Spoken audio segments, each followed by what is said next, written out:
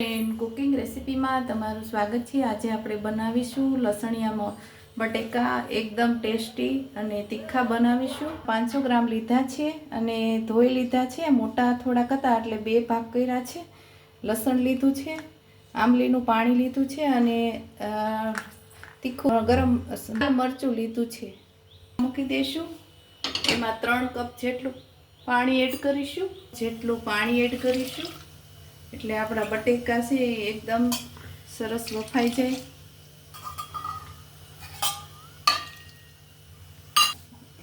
અને સ્વાદ પ્રમાણે મીઠું એડ કરીશું।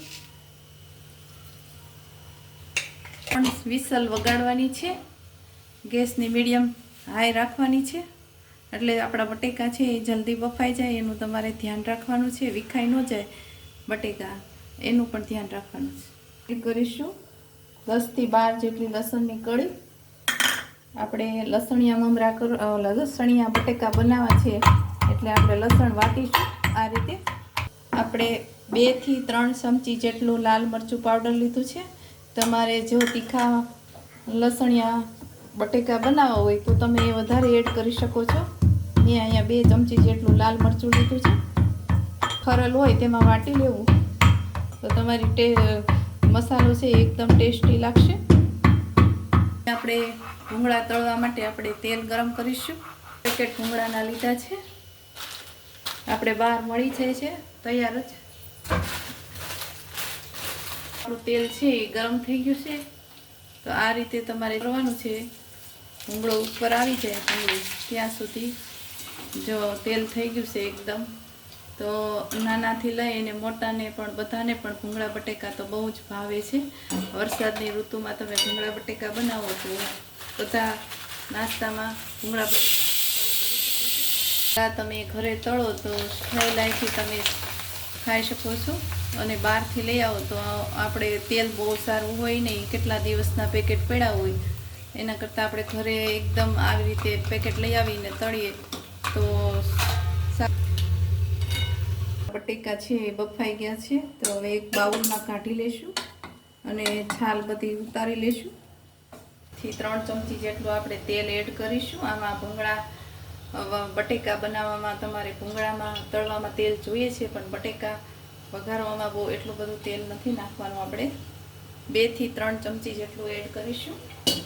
તેલ થઈ જાય એટલે આપણે હિંગ એડ કરીશું। તો આપણું તેલ ગરમ થઈ ગયું છે એટલે અડધી ચમચી જેટલી આપણે હિંગ એડ કરીશું। હિંગ થઈ ગઈ છે એટલે લાલ મરચું આપણે પેસ્ટ બનાવી છે લસણની એ આપણે એડ કરીશું। આ રીતે થવા દેવાનું છે। થોડી વાર બરાબર શેકાઈ જાય ત્યાં સુધી આપણે આ રીતે હલાવવાનું છે।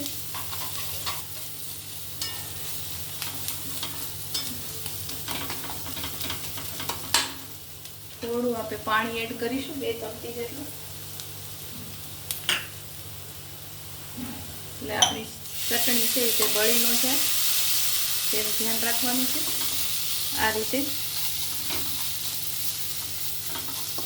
આ રીતે તમે લસણિયા હવે આપણે એડ કરીશું આંબલીનું પાણી। આ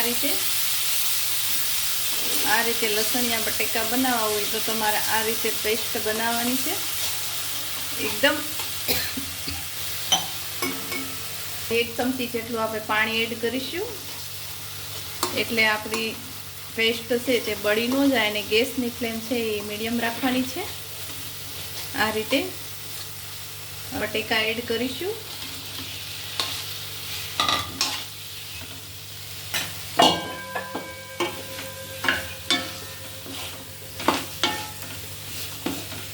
આ રીતે પડી જાય તેનું તમારે ખાસ ધ્યાન રાખવાનું છે। આ રીતે હલાવતા રહેવાનું થોડી વાર એટલે આપણા બટેકા ભૂંગળા રેડી થઈ ગયા છે। તો આવી રીતે બનાવશો તો એકદમ ટેસ્ટી બનશે।